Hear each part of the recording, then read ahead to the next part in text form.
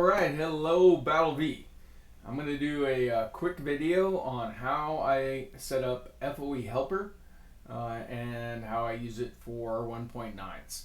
So first things first, I am going to go to the settings button and we'll talk about how I set this up. I go to menu and notifications, and I choose bottom. I can show more icons if I put this on the bottom, although I remove a ton of icons because I don't like to scroll, and most of this stuff I do not use. So this is my default. You can obviously use whatever you want, but I do not want to scroll, and the buttons that I have highlighted in green are the ones I use all the time, and it's just a toggle. Click on, click off. Alright, so that's what I use, and I'm not even sure I use all these buttons very often. Like, I don't use the Blue Galaxy button very often because I know what procs I want to collect with my Blue Galaxy, and I do not use the dice icon, which shows you which repeatable quests you've already earned diamonds with before, because you only earn diamonds once on each repeatable quest, and then after that, instead of earning diamonds, you're going to earn medals. Anyway, this is the content that I have. I do not adjust the length. I do enable sound. That way when I complete a quest, it will notify me on my headset or speakers that I can stop doing sectors or fights or whatever it is for the quest that I'm working on, whether it be a rival quest or daily quest. I have rival sounds quests active, and I do have expired buildings active. Okay. For the pop-ups, I turn some of this off. I don't need help on negotiations, so I turn that off. I turn event assistance on. I turn rogue warning off because I want maximum speed when I'm fighting, and I don't want to be warned when I've got a rogue only army. I just sacrifice the rogues, and then I can get to fighting faster. That's the fastest way for me to replace units and queue up the next fight. So I have enough troops that I can do that. For the Blue Galaxy, I've got that inactive because, again, I don't want that pop-up to display when I collect for my Blue Galaxy, because I don't need the guidance that FOE Helper gives me on what to use my Blue Galaxy procs on. What else? Market filter is very valuable for people who play the market. So I highly recommend that. But I do not play the market. So I only take trades if people message me or they post in King Warren's trade channel that they need to have a trade for some great building that I'm trying to help people get. So I don't use the market filter, but if you like to play the market, you can chase profit trades that way. All right, so that's how I set that up. Again, the big things, I use bottom on the menu position and adjust the content the way you want it. And then it's just click and drag on these icons at the bottom, and I always like to have my Guild Battleground icon to the left, the most used icon, and then I use Great Buildings Calculator second. And the way I use the Great Buildings Calculator, I've got it configured so that it will automatically open when I open a great building, but I don't use the Great Building Calculator for other people's great buildings. I use the GB cost calculator. So I use the GB calculator for my great buildings on the left, and I have it set up 100% boost and 100% boost for spots 1 and 2. So I post those great buildings in the 2.0 thread.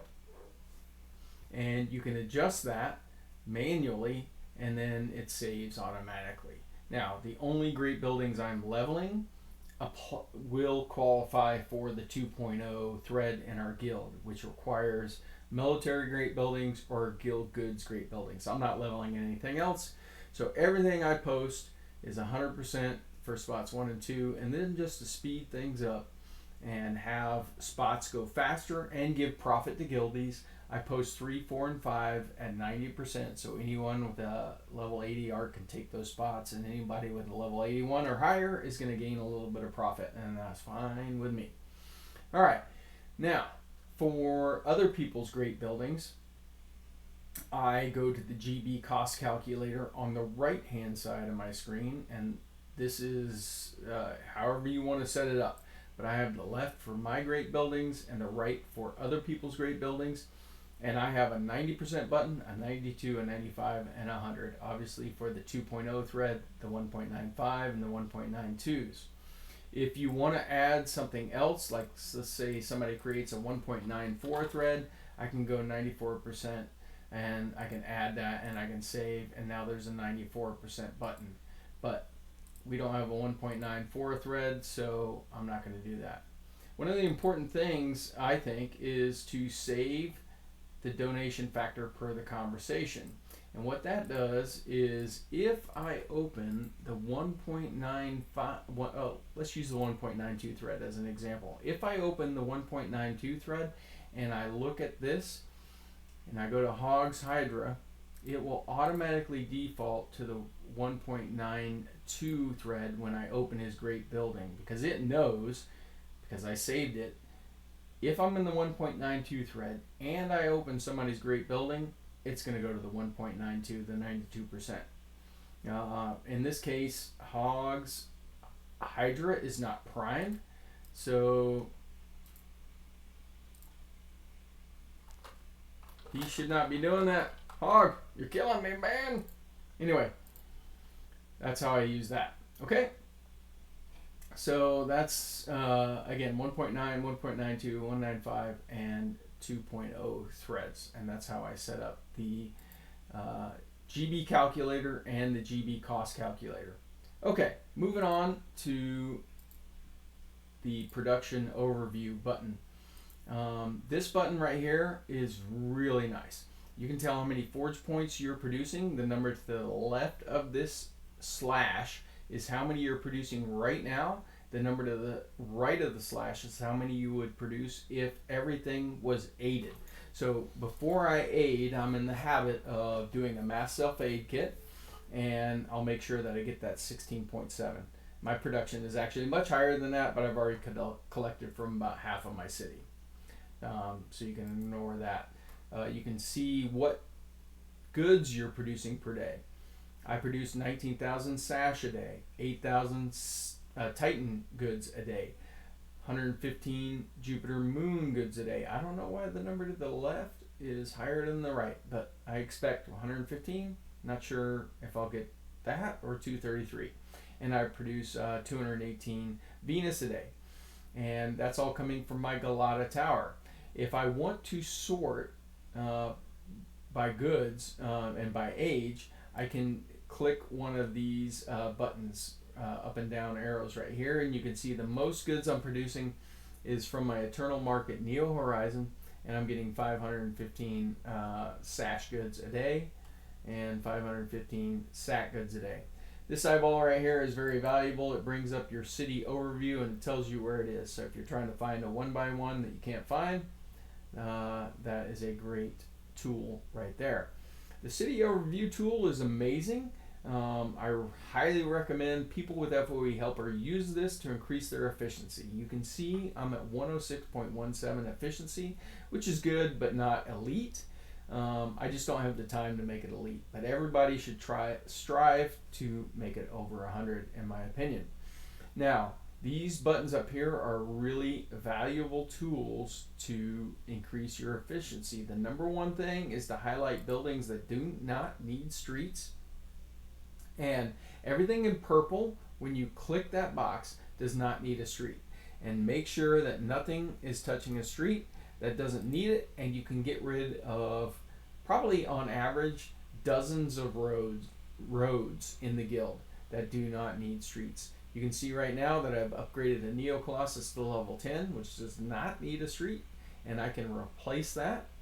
What I can probably do is move this Yucatomo Empire up there, and then I can move things around so I don't need to connect this position, and I can start deleting some of these streets right here. Okay, so that's number one. I also recommend this button right here to show decayed buildings, because a lot of people are probably rocking decayed, forgotten temples that just need to be sold off, or tourney grounds that just need to be sold off. Now, I think all of my decayed buildings are previously ascended buildings that I still have in my city, but no, I've got an inactive tourney grounds. So you can see how valuable that was. While I'm recording this video, I see, boom, right there, I am down 25% QI boost, both colors, red defense and attack, and I need to just get rid of that. Yeah, I'm going to sell that. I like to keep an empty area for completing event quests early. If it says, you got to build a military barracks, do that. That's why I have an empty area right there. Okay. Another thing that's very useful is to highlight your worst rated buildings. However, I would not recommend using that as much as I would the next button down at the bottom down here, which is my building efficiency rating. The building efficiency rating is based on the values input by the developers of FOE Helper. I would use different numbers personally. However, these are really close to the numbers I would use. Okay, and if you want the simple version, just go with what they have set up. Like, I do not care about coins, supplies, metal, and guild power in relation to everything else. Okay. Now, this is a weird kind of way that they've done it. Like, they've got a higher number for current goods than previous age goods. Basically, they're saying here that they expect 5 goods per square for current age goods, and 4 if it's producing previous age goods. Well, that number should probably be double. I wouldn't stress about it. If you're a true min-maxer, message me and we'll talk about how to adjust these numbers. It's really good, but it could be better. But the devs, the developers want to do it this way. I would make sure that you check the quantum incursions button. I should have next age units valued here, okay? And then read the bottom here and figure out how you want to change this. I obviously want to make next age units more valuable, okay? So I need to adjust these buildings here, but the biggest thing is I probably needed to have next era goods checked. And I want to make sure that, because one of the most valuable boosts that we have is quantum incursion boosts. So, all right, I'm trying to click, but it's not working. Let's see if I can do something here. And then click the button. Okay, so I'm not sure what's going on here. I'll have to experiment, but it's not valuing anything for quantum incursions, and that's a problem because quantum incursion boosts are at least 10 times more valuable than battleground boosts, for example. Like at the boosts I'm operating at, if I add 100 guild battleground attack, it's not going to move the needle at all. But if I add 100 quantum incursion attack, it moves the needle a lot. All right, so I don't know why this button's not working, but I know that anything with quantum incursion boost is much more valuable than the FOE helper algorithm. Okay, but this building efficiency rating is still super valuable. So I'll go and click on it again and I'll get the results, go back to the results, and I want you to ignore great buildings. Okay, ignore great buildings. The Blue Galaxy, they give it a score of 0, but it's one of the best great buildings in the game, probably number 2 behind the Ark. So yeah, ignore all that, but I need to get rid of my tourney grounds. And after that, it is showing me a Reluci track, but I don't have any in my city, so I click off the inventory, and this shows me the least valuable thing in my inventory is the Sacred Tree of Silence. And if I want to find it, because I'm like, hey, I got 10 of them, I'm using up 10 squares, and I want to put something better, I can go show on the city map, and it'll show me where they are, and I can remove them. Okay? So I can sort this high to low if I want by clicking on the score button, and now the highest thing I've got is the Ascended Hut of Sacred Instruments. I would actually rate on my spreadsheet the Forgotten Temple higher because it gives the QI boost and the Forge Point boost. So this is the number one best building in the game for me, is a active Forgotten Temple. But everything up here is really good. I mainly use it in the inverted position where the weak buildings are on the bottom, so I can figure out what I want to remove. Like the royal carriages need to go unless they're ascended. This one I probably had ascended, and it's since the beginning of the season descended, or whatever you call it. So interestingly enough, the Astral Vatican Lighthouse is not very good, and even though it's really recent, if you have a really good general in it, maybe you want to ignore this. It's definitely much better than these other things: Sacred Tree of Silence, the Monster Ranch Nightmare Box, and the Sacred Tree of Patience. I still have 8 Monster Ranches because of the store building kits. I like having a lot of those. So if you want to include inventory, include this. If you want to go by value for tile, you can use this. But this building efficiency rating is very good. The statistics tab can track, for instance, your diamonds, your goods, your guild goods, and you can change the age and make it specific to the age you want to look at. Here's an example of our Space Hub goods that are doing really good, and I'll show you an example of a age that maybe is not doing quite as good. All right, what is this showing? This is showing my age, and you can see down here it shows all the goods that it's showing, and unfortunately the scale is jacked because Space Hub goods are up over 9 million in one case on the oxygen pills, so you can't really see what is happening with late middle age goods. So I go down here to Space Hub goods, get rid of that, and here's an example of what's happening to late middle age goods. And this is what we'll look at as guild leaders when we're watching the goods. Okay, general trend is up, but obviously on a certain season we got hammered on the gunpowder, so we got to watch out for that. So when we ask you to move up, it might be due to looking at something like this. Okay, you can look at your troops, and one example of why I would do this is, am I going to get rid of my Traz? Well, if your troops are all on the way up, then maybe you get rid of it. Okay, so the rogues, for example, yeah, I got that many. They're on the way up. So despite as much as I've been fighting the last couple seasons, my rogues are on their way up, and I don't have a Traz. So there is no problem on my troop supply. So that's a really good thing on the statistics. You can look at the rewards that you've been getting and how many fights you've been getting, and this is just fun to play around with. When you go to the rewards tab, it goes to incidents, special events, GBG, guild expedition, quantum incursion, PvP arena, which I don't do because it's a waste of time. The rewards are not good enough. I don't have any Himeji Castle rewards because I deleted it. It's bad now. And I don't do any negotiations, and I got rid of my space carrier, so that's zeroed out. Same with the Flying Island. I recommend everybody get rid of that unless they boost it immediately. You can pick dates.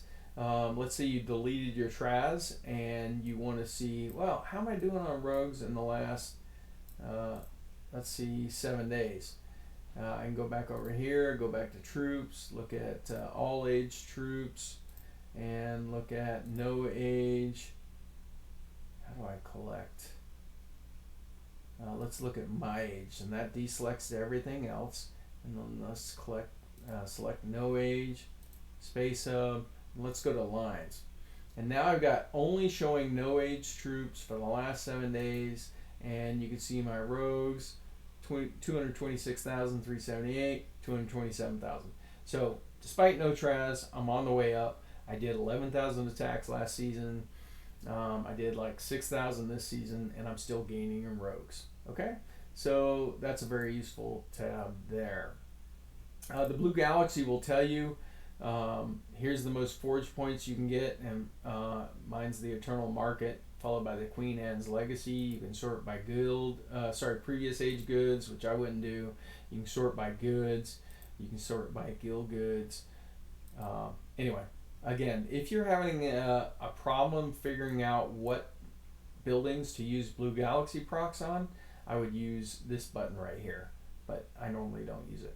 Okay, one note about the Motivate Polish Helper is this one, you can look at what your neighbors, guild members, and friends are doing. You can filter it by MOPO. You can include tavern. You can see who's trading with you if you want to make sure you don't lose a good trading partner just because they don't MOPO. Motivate Polish, that is. You can resize this and you can see who is actively helping you and who isn't. Like I've got these 3 players here who look like they have never helped me. Now, background story, I added these 3 players. They're in Parcog United, our ally, and I helped them power level some great buildings today. So they have never done anything in terms of aid, trade, or tavern visits. However, FOE Helper does not read your entire event history. You have to go into your event history and you have to click through page by page. Like FOE Helper just read this page, only the first page of 86 pages. So if I want to know if these people did anything to help me out, I have to go through page by page. And you can see we power leveled Loser Dudes Arc. We power leveled a bunch of buildings today. It was super valuable, and hopefully 1 or 2 of these people become super fighters for us.